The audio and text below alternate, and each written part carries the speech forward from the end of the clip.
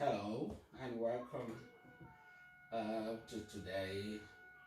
Um, a little bit of chat with you, my friends and brothers and sisters. Um, so a little chat, a chain wag. Um, I got a question from a concerned individual, an ex, and the major concern of this person was that it is very difficult for them to move on from the abuses they suffered while they were in the system. And they've tried so much to forgive, and move on. But it's a lost battle for them. And I don't know what next to do. And so they reached out to me to see if there is any way I can help or talk about it, share some tips that will uh, help them to move on from life. Sometimes it is very difficult to forgive and forget, especially when they cut, when the effect has a lot of far-reaching um, results, especially with regard to abuse, some forms of abuse, be it physical abuse, be it emotional abuse, be it sexual abuse, intellectual abuse, mental abuse. And it goes without saying that all these forms of abuses are quite common in the formation system in one way or the other. I know that this is an unpopular topic to talk about because a few individuals in the priesthood or religious life might take it personally. They might see it as an attack to priesthood, to Catholic or church or the authorities of Catholic Church. Be it far from me the intention of talking about it. I have a lot of great friendship with priests and the authorities of the church in different levels, and it will strain our relationship if I go all out, gun blazing, attacking the church. But at the same time, I believe that my friends in the priesthood are quite objective and very rational and reasonable, and they will understand that what I'm trying to do or what I'm talking about is not an attack. It doesn't amount to an attack to their offices, their position, or to the church. I believe that my friends and a lot of priests are reasonable enough to sift the points that I'm trying to make and see that I am not being personal or attacking the church in any way. And I believe that a lot of them also understand that these forms of abuses exist in the system and in the priesthood and outside the priesthood as well. Of course, they are human beings. And just like we are, we all are imperfect. Imperfection is a nature of human being. And as human beings, we suffer imperfections in any human institution, no matter what, regardless of how much we try, that imperfection will exist in one way or the other. So, that being said, I just want to convey my utmost intention talking about this topic, and also recognizing that a few people might misunderstand me and might take it personal or might take it as an attack on their persons or positions. And I just want to assure you that this is not the intention. It's not my intended purpose or purposes. And I crave your understanding to also see from a different perspective what we are talking about and how far-reaching the consequences could be, and appreciate the struggles of some of these individuals, but in the priesthood or outside priesthood or religious life. I just want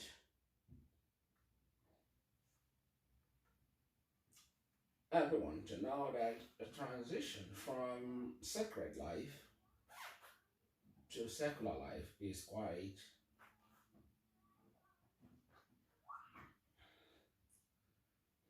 tumultuous, kind of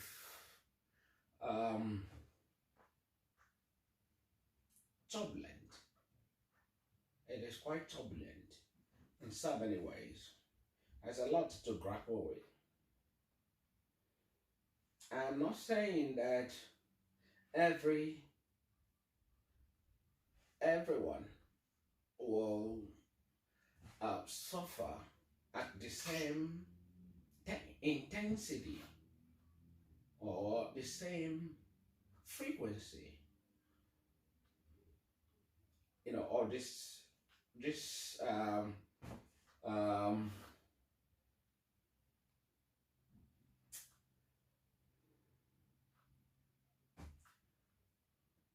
troubled water, trying to get your feet outside the sacred life. A lot of people do transit in a way that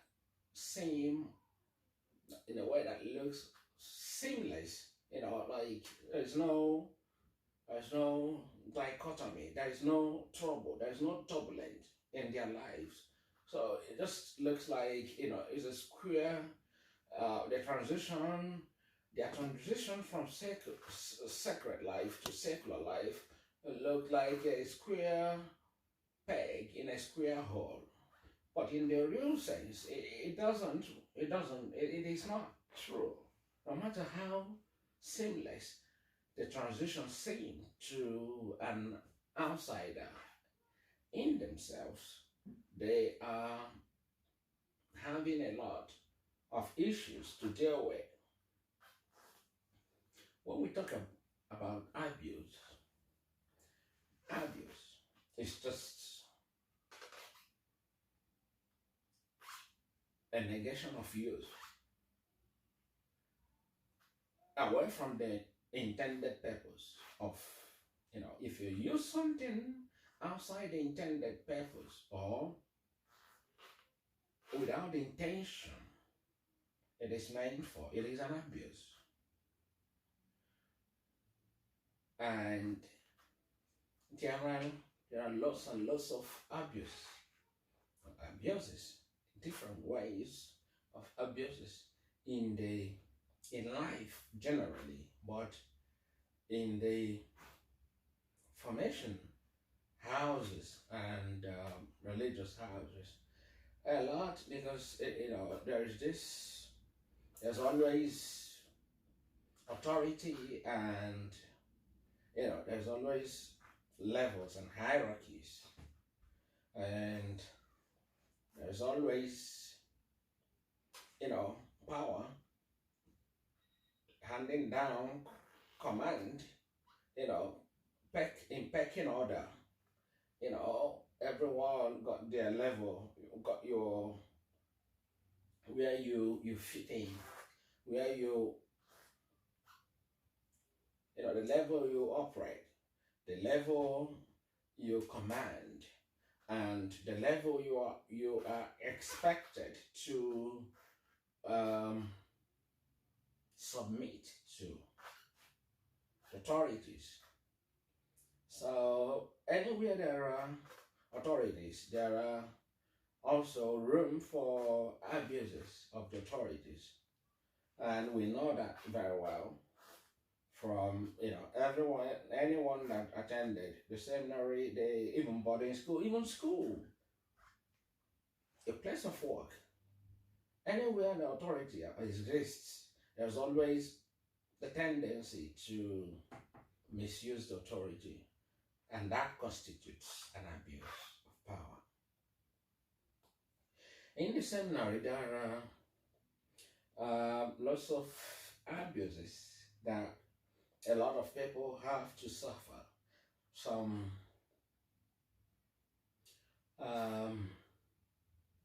at some point, no matter who you are, at some point you must have suffered something that affects the way you see things in general, either physically, spiritually, mentally, emotionally. It is just like a battlefield. Even if you succeeded not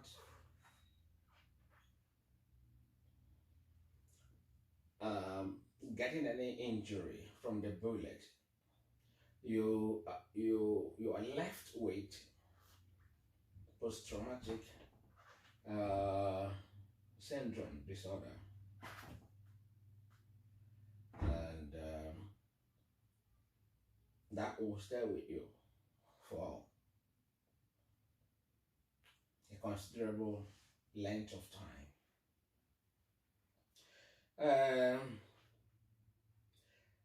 A lot of seminarians and priests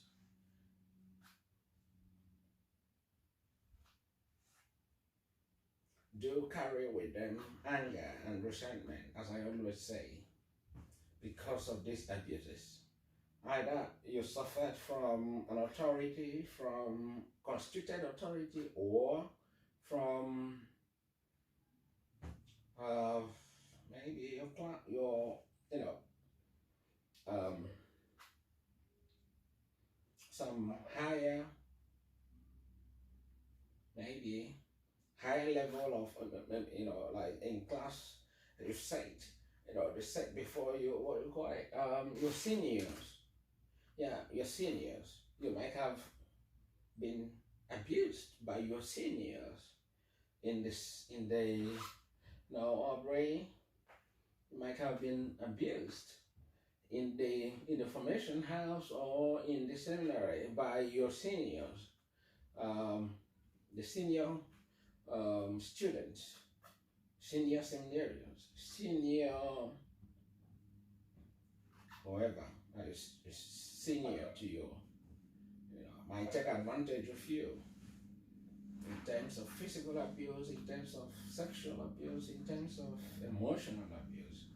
I remembered when we were in the minor seminary,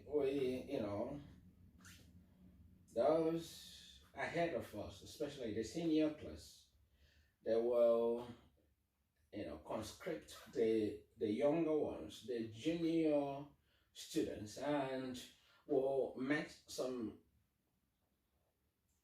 series of punishments and abuses to their younger ones, because I think it is a bit traditional. It is a bit, from hand to hand. It's being carried over.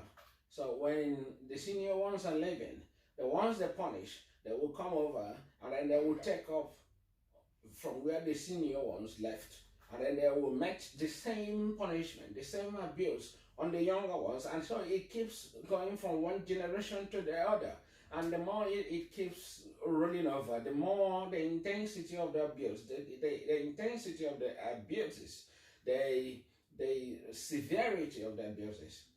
So a lot of us have been subjected to some inhuman treatments when they were in the minor seminary or in the major seminary. So it is not out of place that some of us who suffered some inhuman treatments from their senior colleagues, the abuse they suffered would have traumatized them for the rest of their lives. It makes it worse when they couldn't finish the race. They couldn't finish the formation into priesthood. They couldn't live that life which was their hope. Why they suffered all those inhuman belittling or other forms of abuse. So some priests, though, have lots of after effects of the abuses they suffered in the system, but the fact that they were ordained might have mellowed the effects of the forms of abuses they went through. But as ex-seminarians and ex-religious, those abuses are highlighted by the fact that you didn't finish. You didn't get to the prize you were looking at. What was giving you that internal strength to move on, to keep going, regardless of the abuses. You didn't get that. So you are left with bruised personality, bruised ego, bruised ego, anger, resentment. Why did I have to go through all this? And at the end, I didn't even get to priesthood or to religious life. Why was I? That will intensify the effect of the abuses you had to go through. A lot of people were, as minor seminarians and as children, kids are very, very, very unforgiving and very what's the right word? They can torment you. There are lots and lots of people, like classmates or seminarians or students or whatever, who were tortured physically, verbally, maybe because of their stature, or maybe because of their personality, or maybe because of one thing or the other, and they became targets, different targets. So many people were called different names. So many people had to relive these torments over and again. A lot of a lot of seminarians were called some horrible names, and they even have I witnessed a lot of my classmates or schoolmates who wanted to leave the seminary because of the names they were being called. They were given these horrible, nasty names that will make them angry every time you call them. And a lot of people derive joy in making other people angry and uncomfortable. So there are people who were being called some names, they were given names, and they became object of ridicule in so many ways, and that affected their relationship, their perception, their self-esteem, their confidence for the rest of their lives. They are always scared of hearing that name being called. They uphold that name, but they were being called these names. And then at the end, they suffered all these verbal, physical abuses, and then they didn't become priests or religious. And then they found themselves in a situation where they still have to avoid that public taunt from their fellow classmates or their fellow schoolmates, or from even people who have come to learn the name that they were being called in the seminary. And they had to go in hiding. Maybe when they were seminarians, they tried to cover it up with, becoming good seminarians, or becoming more, trying to be something else that will try to shift that attention from that torment. And then they were withdrawn. So you see that the effect will come back. It will continue to torment them, especially when they see their old classmates, old friends who call them that name again. It will bring them back to how they used to feel when they were in the minor seminary or whatever level they were being taunted. This is a form of abuse. And as a priest, if you become a priest, that might cover that part of the abuse. Maybe they begin, you'll be addressed as a priest, father, and that will take away the name that you were being called. Well, if you didn't become a priest, that name, your classmate, your old friends, your old classmate will see you and call you that same name. And that will bring that memory, the memories back. And it makes you sad. Why did I have to go through all this?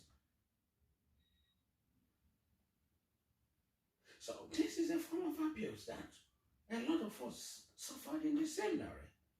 And it keep on haunting us. Keep on haunting us outside in the secular life because we didn't become priests.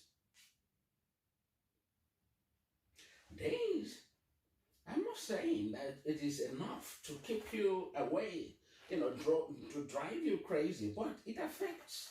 It is part of the effects of abuses one suffered in this why he or she was in the system. So when we're talking about abuses, there are some active abuses, there are some passive abuses, there are some abuses that stay with you and change your personality forever. And that impacts a lot on what you will be outside the seminary, because you are still constantly in fear of not hearing that name. A lot of us went through physical punishments from our colleagues, from our teachers, from our formators, from other constituted authorities. And without the fact that they were seminarians or religious, they wouldn't have tolerated those inhuman treatments. But the fact that they wanted to become priests or seminarians, they had to take it. They had to take the abuse, take the humiliation, the hubris, the hubris. They had to take it. And then, after that, they didn't become priests. And then when they see those tormentors, those who meted out these punishments, these abuses, and then become priests, and then they feel unjustifiable, what's the right word? Inconsolable. This person kept me, this person took advantage of me because of one thing or the other, and now I am here looking at you. You succeeded as a priest, but I didn't succeed. I didn't succeed. I got withdrawn, and I know that I'm better than you are, because you are a very bad person for putting me through that. But now you're a priest, and you're now up there preaching to me, and that makes the effect of the abuse they suffered, they intensified that anger, that resentment, and that affects them for the rest of their lives.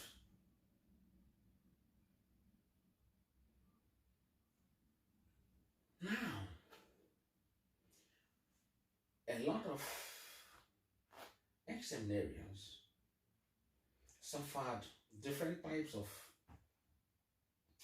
abuses, and there are so many of them to talk about. There are a lot of them to talk about, and some priests also, suffered that, and they are dealing with it, the effect of the abuses they suffered in the system secretly, regardless of the fact that they were priests. They are also living, the daily horror of what they passed through. And how about a few priests now who were tormented as seminarians during the days of our minor seminary days and all that. They were tormented. They were called different horrible names, and I believe that they were scared for life. Even as priests, they were scared for life. At this moment, they might not be called those horrible names face to face because of the reverence that is attached to priesthood in Africa. They will not be called that, but they are still being called that behind them. And the fear of hearing that name still rules their life. It is a form of abuse that they have to live every day. But if you didn't suffer that, you will not understand the far-reaching effect of such abuse. A lot of ex-seminarians, ex-religious, even priests, suffered in the hands of other priests, when they were seminarians. Some suffered physical beating from priests. Some suffered mental beating, verbal beating, other forms of physical abuse. When they were maybe having, when they were on apostolic work, a lot were used in different ways at different capacities that should not have been the case. But today, they are ex, or they are priests, but they still see their tormentors. They still see the abusers, and that takes them back to what they suffered in the hands of this person, who is a priest now. So for the priests, for those who eventually became priests, you will, say, oh, now I'm a priest like you are, so you got nothing against me. You can't do me much now. But for those who didn't become priests, when they see these priests, they remember what they had to go through. Especially when you, as an ex-seminarian, see maybe a priest who used to be a womanizer, who you served. A womanizer, you had to cover their butts, you have to cover their backs, and at the end, they abused you. And then you see them now as an ex, and then you see them, and then you know what they used to do, and you know that you could pull their plugs. But then you were trying to be a good seminarian, and you tried to play by the rule, and you didn't make it. But this person is a priest, but he was up to no good, and you know all that. So understand that the effects of abuses that one went through in the formation system have far-reaching effect consequences afterwards, as an ex-seminarian, ex-religious, or even as a priest. The fact is that people have this glorious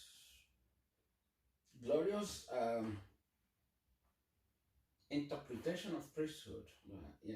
When you become a priest, people look at you. A lot of people look at you, especially in African setting, look at you as, oh, maybe you are not a human being.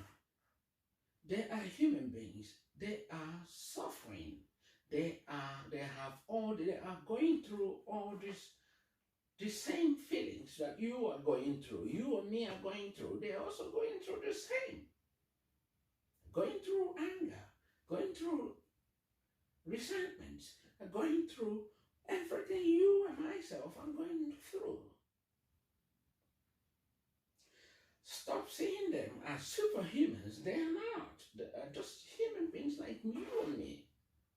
And also understand that they are also suffering in one way or the other. And understanding that will also help your disposition towards them, the way you see them. I just want to talk about few approaches, physical approaches that could help you as an abusee, or someone who has been abused in the system, in one way or whatever way you've been abused. I want to share some tips that could help, dealing with the after effect of the abuses you suffered in the system.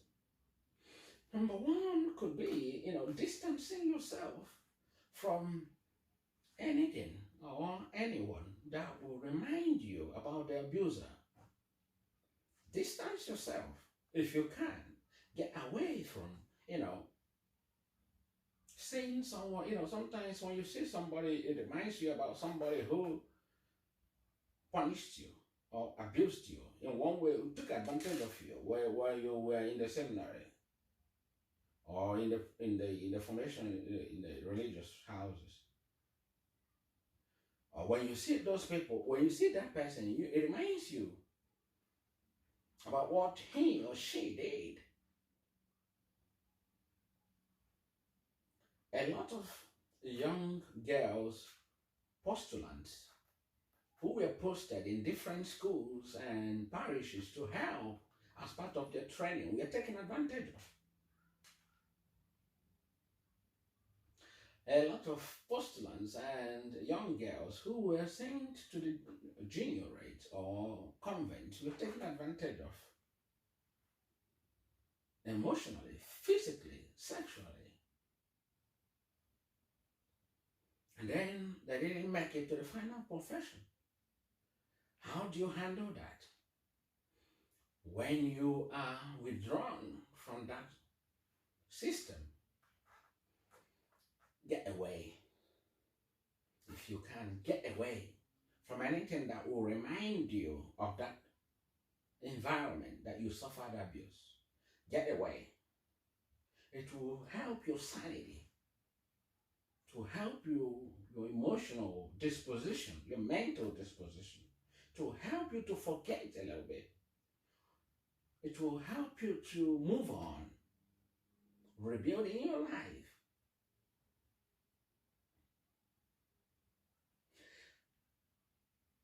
Living with an abuser, seeing someone who has abused you, refreshes the mental torture you had to go through while suffering those abuses. So the less you see that person, the less you see that thing, the less you see that institution that reminds you about this torture, the better for you. So that's why I always advocate for change of environment. Get away from all these things that will remind you about, this the crazy times, the horrible times you suffered while you were in the system. Get away. Now,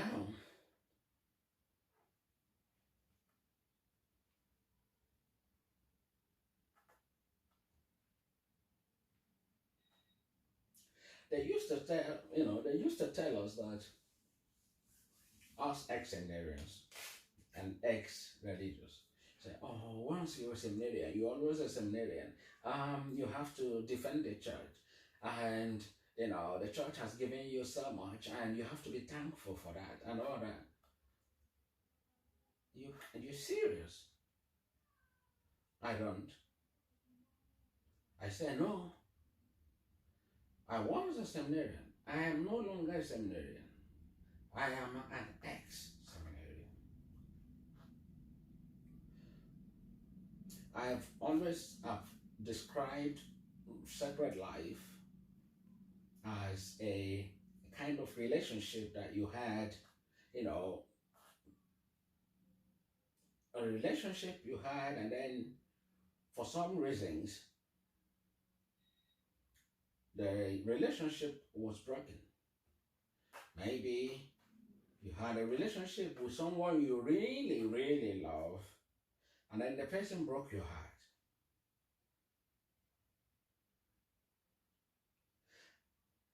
Naturally, you wouldn't want to see that person.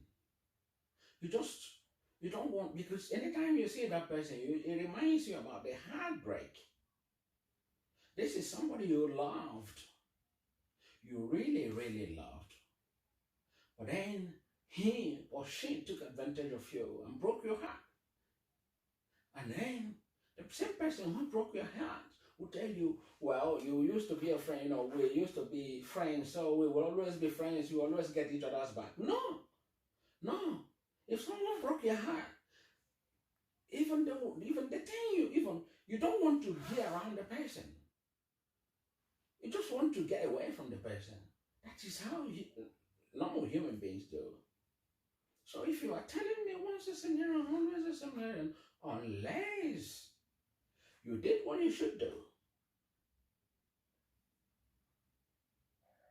if you let me out gently, with respect, you let me out, gave me the support that I needed to find my footing outside the seminary, good, we can be friends.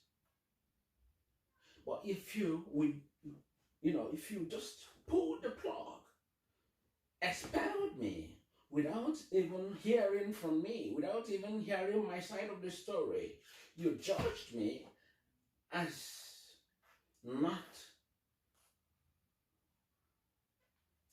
a candidate, a good candidate for priesthood, without hearing from me. You judged me, expelled me, and you didn't care about me. And then you're telling me, oh, once you're a seminary, always a seminary, you've been given so much by the church. No, it doesn't work like that.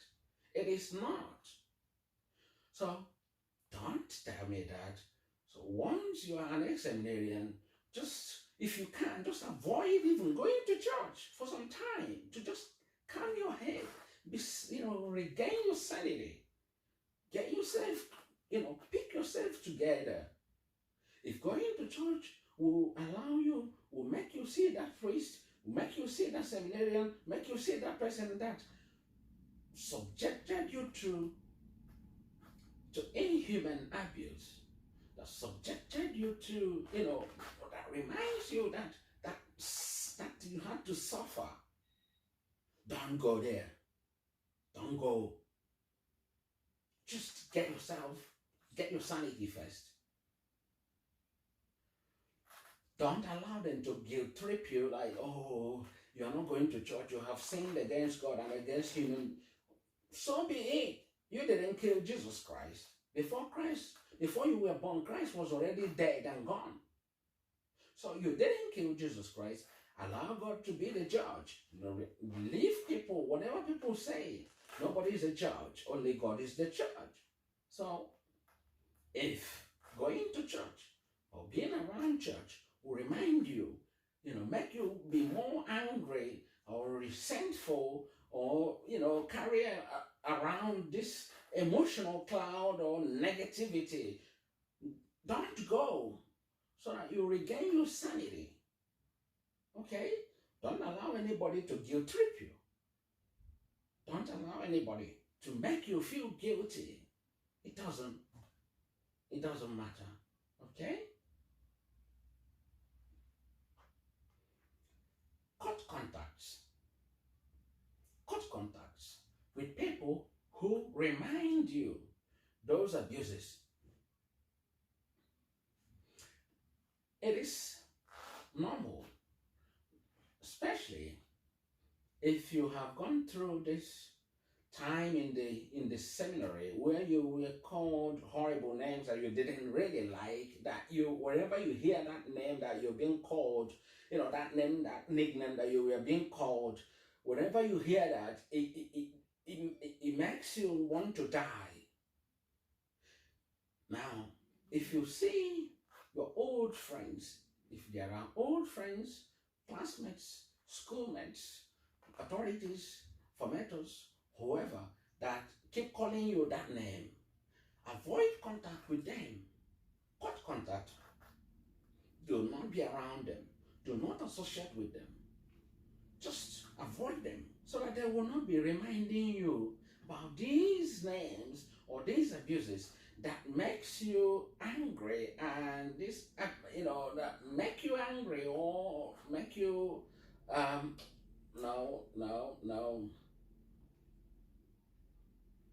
make you angry or make you, remember those bad days. Cut contacts with them. I remember there was this, there is this guy, he was called a very horrible name, and even he was still being called that horrible name, even after many years after we've left the minor seminary. And then when we had a WhatsApp group, and people, we were being contacted from far and near, to join this WhatsApp group and all that. And then he came in there, and he was still being called the same name he used to be called in the minor seminary, and he had to leave. He left the group, and I don't blame him, because it's a kind of reliving the same torture, the same abuse you went through in the minor seminary as a grown-ass man. Man, he left, bounced. Good for him. So cut contact. Now, in a situation where you cannot cause contact with them, especially, for example, if you live in if you share the same parish or the same street or the same community where you see each other daily, you cannot avoid each other. In that situation, maybe it's best you just don't entertain their company. Just go your way. And if possible, talk to someone who they respect, who can talk to them, to avoid making you upset, making you uncomfortable, even outside the seminary. It's not worth it. So these little tips could help you to physically deal with the after effects of the abuses you went through in the seminary, in the religious houses, as an ex-seminarian or priest or whatever. Just dealing with the after effect of what you passed through in the formational years.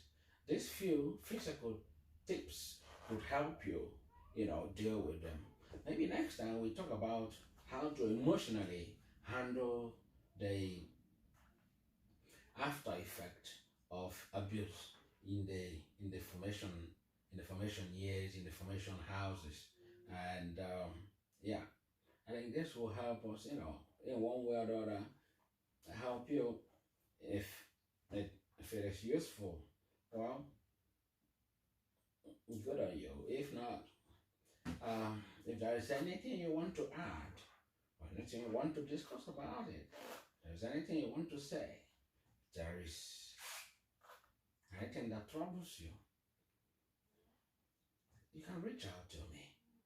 And let's talk about them and see where that ends. And until next time, cheerio.